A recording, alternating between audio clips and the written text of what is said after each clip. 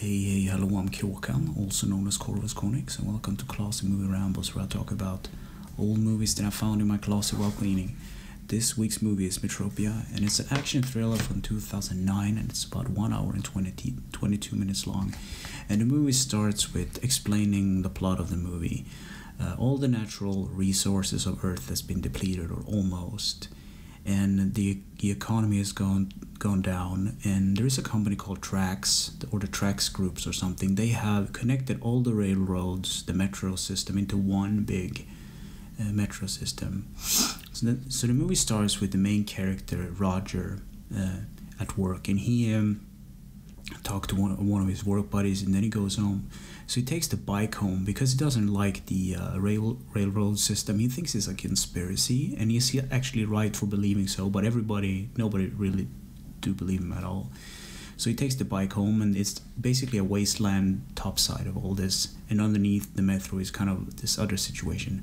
But he gets home, and his girlfriend Anna is on the phone talking to one of her Finnish friends called Carl, I believe Carl, yeah. And Roger doesn't like Carl, so they kind of argue about the whole thing, and then Roger tries to go to sleep, but he can't really sleep because he's thinking, and he hears voices in his head. For some reason, there's someone talking to him, which will become important later in the movie. But then he managed to fall asleep, and then the alarm bell rings, and he basically says, "I'm not gonna go to work," or his girlfriend basically wants him to get up, and he doesn't want to, and then he says like, "Well, I can take 5 minutes off," and then she wants to have some sex with him, but he declines it, and he takes a shower instead. So the relationship isn't really working that well, but he takes a shower, and he uses this kind of shower gel called Dangst, and it also one of those plot points that become important later in the movie. But his girlfriend is watching the TV, and for some reason there's a view from the TV looking at her, so there's someone actually observing people, and that's also a thing that will become important later in the movie. So Roger tries to go to work, and he goes outside, but his bike is broken. Someone has destroyed it or broken it down during the night, so he has to take the subway, the metro, and he does so reluctantly.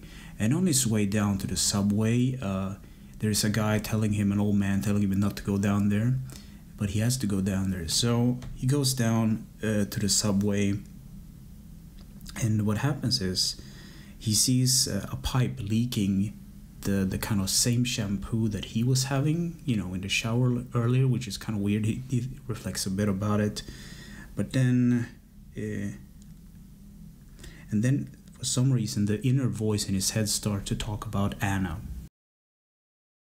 So he leaves the train which he was on, and he sees a blonde girl named Nina, and he follows her because he recognized her face from the TV commercial about the dunks, the shower gel thing. And he follows her, and she confronts him, "Are you following me?" and all that, and he denies it out front, and then he says like, "Well, aren't you the girl from the shower commercial?"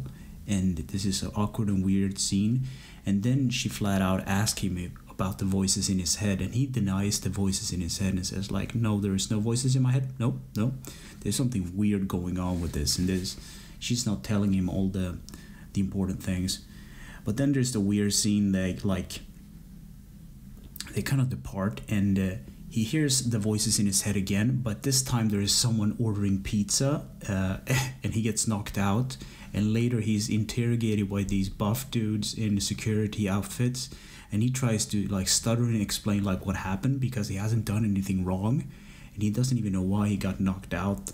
But there's some strange things happening, and someone calls him up and tells him let Roger go, and he's let loose, and he kind of wanders around a bit, and he runs into one of the other TV shows, the set of this weird kind of game show, and he meets up with one of his friends that he hasn't seen in ages. But then he also sees the blonde girl again, and he follows her through the metro, and she knows that she is following him. He is following her, and she drops the bag outside the metro on purpose, so he has to pick it up, and he follows her into this strange meeting place. And because he has the bag, I think the security guard thinks that he is with her, So they get into this strange meeting place, and there's this secret tracks meeting, and they kind of explain. There's these hotshots basically from all different countries, and they are in a business deal where he kind of explains what's going to happen and everything.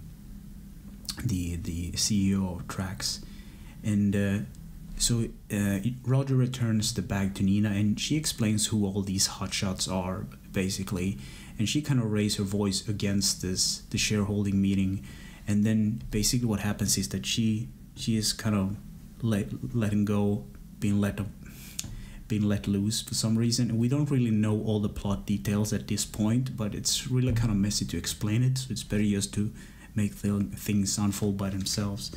So the main bad guy kind of demonstrate how Dunks is used, and what happens later is that Roger kind of leaves the place, but then the voices in his head starts to pick up again.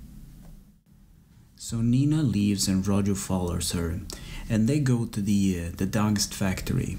So she basically shows him the truth about all of this, how the brain, this kind of Dunks kind of control people in doing what they want, and it's all part of the whole scheme of this Trax company. So they go into this like a big pool area, and Roger's operator, basically, let's call him that, he tries to stop the voices in his head, try to stop kind of Roger from doing this, but he's out of control and he kind of panics. He doesn't really know what to do, but Roger just want to stop this whole stuff. He's fed up with it because he's already believing that something was wrong in the beginning.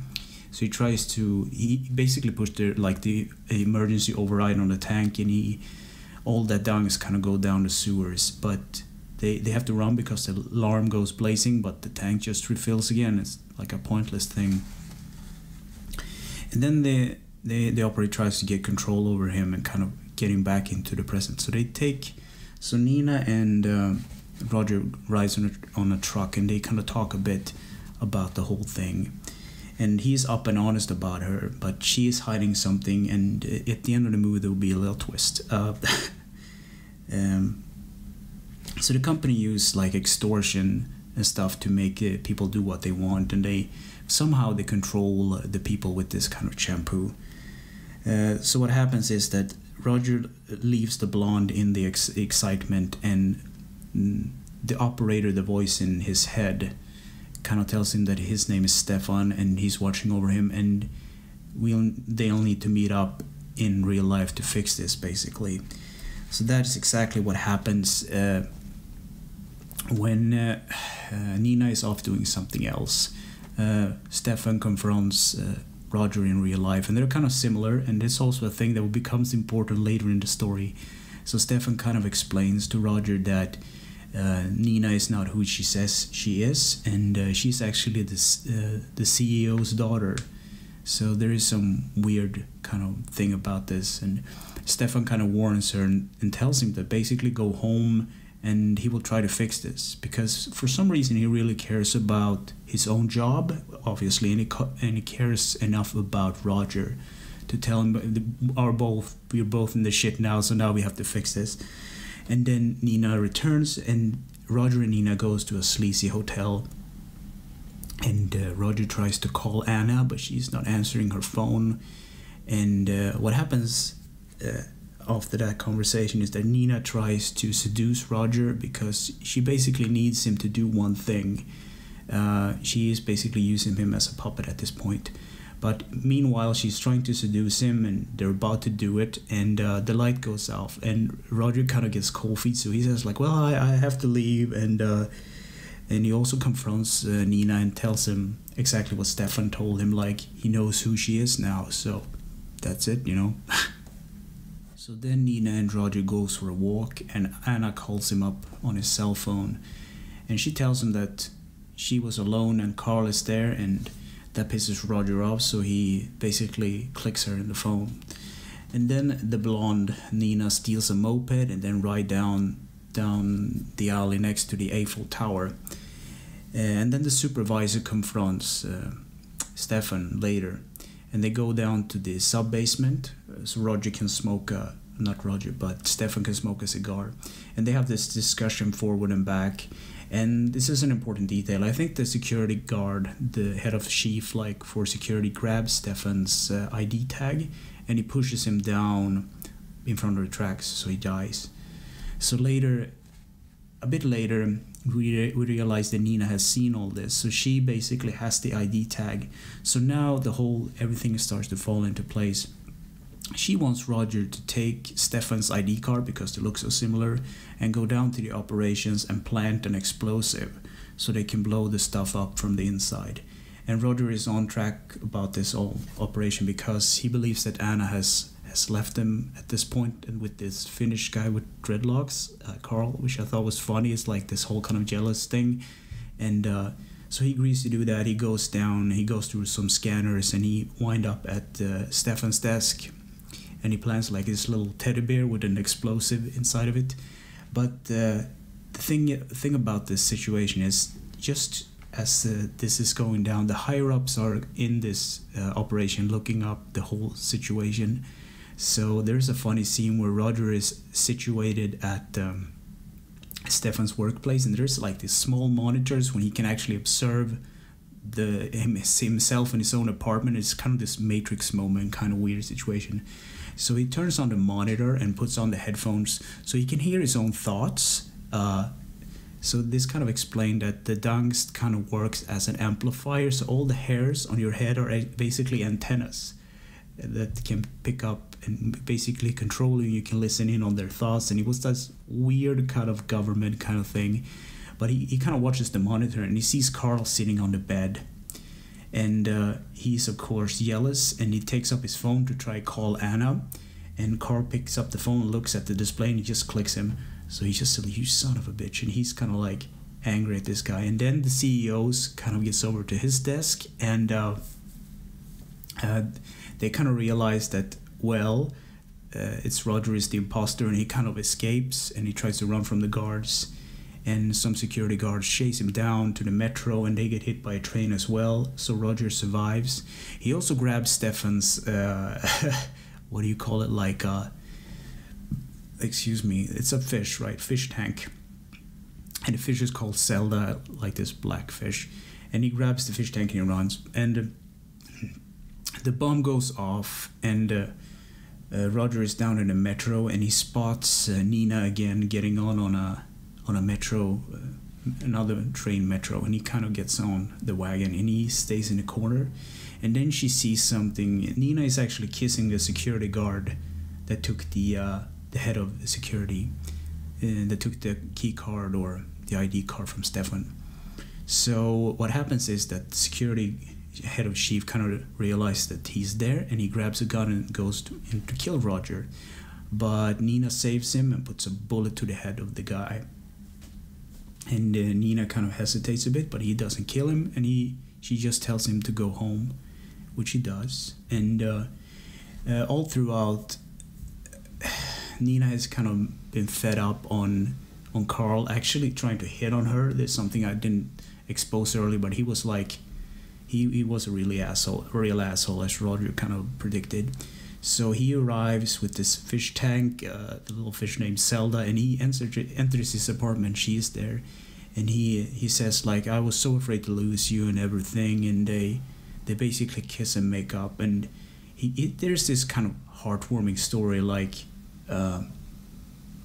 everything kind of turned out good in the end. But then there is the other twist of it. They have like the commercial on in the background, and the TV kind of goes on. So the Nina is basically on television, and she's now the new CEO of the Dangst Corporation or Trax. And it's kind of this weird situation. She planned all this all along just to get revenge and get power, I guess. And it's like this weird kind of situation. But anyway, what do I think about this movie? It's a very weird movie. It's made by a bunch of Swedes, and the whole movie is made in Photoshop After Effects. So they basically took painstakingly stretching layers and layers upon layers and made like all these body parts. And you can actually see it on the cover, like it doesn't look real at all. And all these kind of layers are actually like Photoshop layers. So they have to move like the eye individually, and then you take one frame and you move a finger and you stretch something and you make one frame. So it's like maybe not stop motion entirely, but this weird kind of effect, and it's this kind of interesting kind of art style, which it's really cool when you know about how much effort it went into actually making the movie. But it's not a movie that I actually can recommend because it's kind of dark and the story is kind of weird and the whole concept of conspiracy theories and all that.